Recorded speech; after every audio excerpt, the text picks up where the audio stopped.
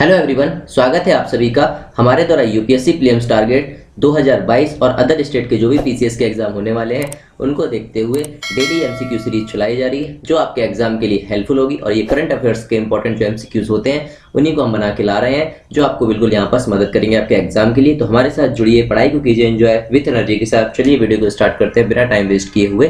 पहला क्वेश्चन क्या कहता है फ्रेंड्स, अनुसूचित क्षेत्रों के लिए पंचायत विस्तार यानी कि जो पेशा अधिनियम आया था 1996 के संदर्भ में निम्नलिखित कथनों पर विचार करना है और आपको बताना है कि ये दोनों स्टेटमेंट में कौन सी स्टेटमेंट इसकी सही होने वाली है।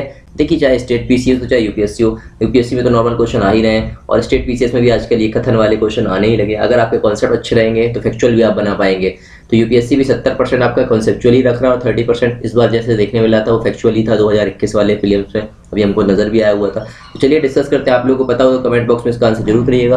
पहला स्टेटमेंट कहता है कि वर्ष 1995 में भूरिया समिति की सिफारिशों के बाद इसे अधिनियमित किया गया था। देखते हैं क्या ये सही है। दूसरा स्टेटमेंट कहते हैं ग्राम सभाओं को विकास योजनाओं को मंजूरी देने में महत्वपूर्ण भूमिका निभाने का अधिकार देता है। देखिए, ग्राम सभाओं की बात कर रहा है ना, छोटी बॉडी है ना, तो लेकिन यहाँ पर हम जो है कंफ्यूज हो जाते हैं। तो देखिए, ग्राम सभाओं के विकास योजना को मंजूरी देता है, बिल्कुल ये किसकी है, पंचायत विस्तार से रिलेटेड। दूसरी स्टेटमेंट इसकी बिल्कुल सही है। और ये भूरिया समिति की सिफारिशों के बाद इसे अधिनियमित किया गया था, ये वाला स्टेटमेंट भी सही है। इसका राइट आंसर क्या होगा दोस्तों, ऑप्शन सी। 1 और 2 दोनों इसके सही हैं। थोड़ा सा इसका एक्सप्लेनेशन देखेंगे और आप नोट से मेंशन कर लीजिएगा अपने।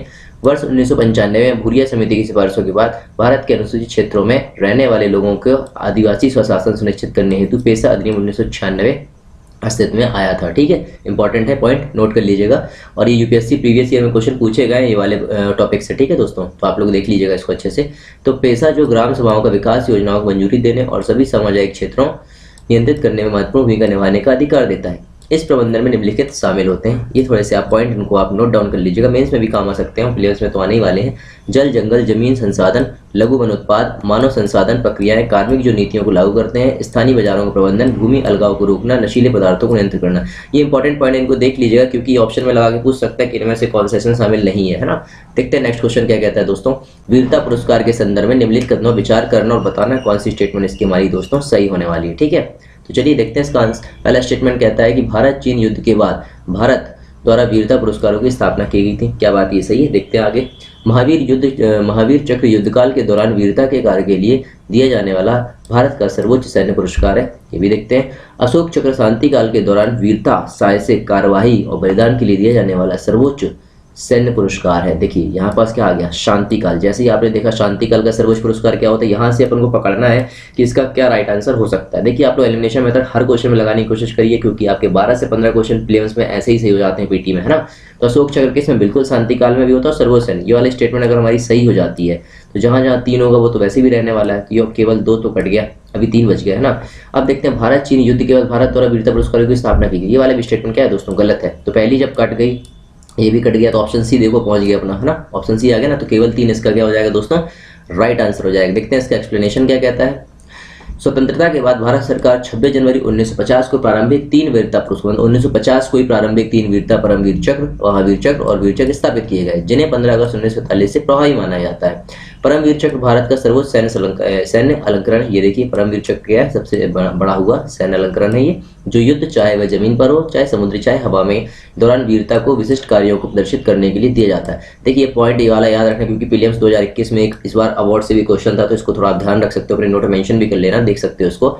महावीर चक्र जमीन पर समुद्र या समुद्र दुश्मन की उपस्थिति में विशिष्ट वीरता के कार्यों के लिए दिया जाने वाला दूसरा सर्वोच्च वीरता पुरस्कार है। और अशोक चक्र शांति काल के दौरान, ये तो मैंने बताया था कि साहसिक कार्य और बलिदान के लिए सर्वोच्च पुरस्कार है। शांति काल के लिए कौन सा, अशोक चक्र। देखते हैं इसका नेक्स्ट क्वेश्चन क्या कहता है।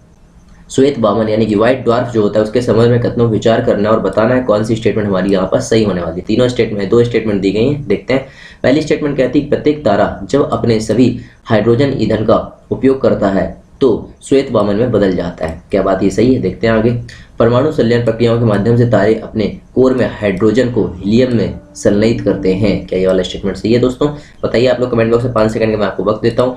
इसका देखिएगा आप लोग क्या हो सकता है आंसर। तो इसका राइट आंसर हो जाएगा दोस्तों ऑप्शन बी, केवल दूसरा स्टेटमेंट इसका बिल्कुल सही है और पहली स्टेटमेंट इसकी रॉन्ग थी। देखेंगे इसकी थोड़ी सी व्याख्या क्या कहती है।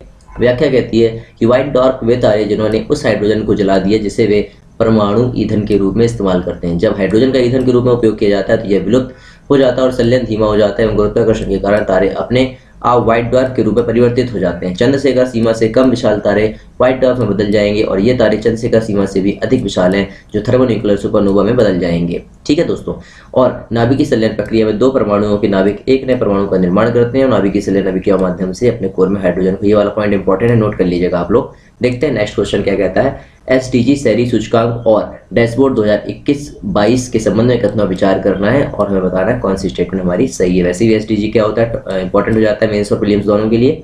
तो पहला स्टेटमेंट क्या कहता है फ्रेंड्स कि आवास और शहरी मामलों के मंत्रालय द्वारा सतत विकास लक्ष्य शहरी सूचकांक डैशबोर्ड 2021-12 और 22 जारी किए गए। देखते हैं आगे क्या ये सही है, आप लोग भी देखिए जब तक।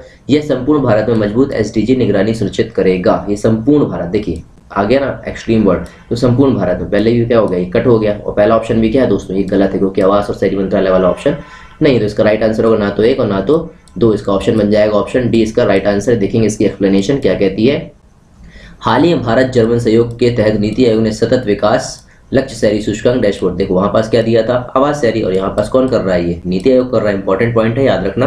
एसडीजी शहरी सूचकांक डैशबोर्ड 2021-22 स्थानीयकरण को मजबूत करेगा और शहर स्तर पर मजबूती एसडीजी निगरानी सुनिश्चित करेगा और शहर तीव्र गति से विकास इन इंजन बन रहे हैं और एसडीजी अर्बन इंडेक्स और डैशबोर्ड शहरों में एक मजबूत एसडीजी निगरानी प्रणाली स्थापित करने हेतु महत्वपूर्ण और भारत का एसडीजी स्थानीयकरण यात्रा में अनिवार्य भूमिका अदा करेगा। ठीक है दोस्तों, जो इंपॉर्टेंट लगे अपने नोट में मेंशन करिएगा। नेक्स्ट क्वेश्चन कहता है भारत गौरव योजना हाल ही में चर्चा में रही है, किससे संबंधित है। ये 4 ऑप्शन है, आप लोगों को पता हो तो कमेंट बॉक्स में इसको जरूर करिएगा। 5 सेकंड का मैं आपको वक्त देता हूँ।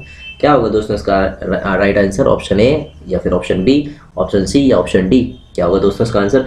इसका राइट आंसर हो जाएगा, चलिए डिस्कस करते हैं। तो इसका राइट आंसर होगा दोस्तों ऑप्शन ए, पर्यटन की व्यापक संभावना को दोहन करने के लिए भारत गौरव योजना संबंधित है। देखेंगे इसकी व्याख्या क्या कहती है।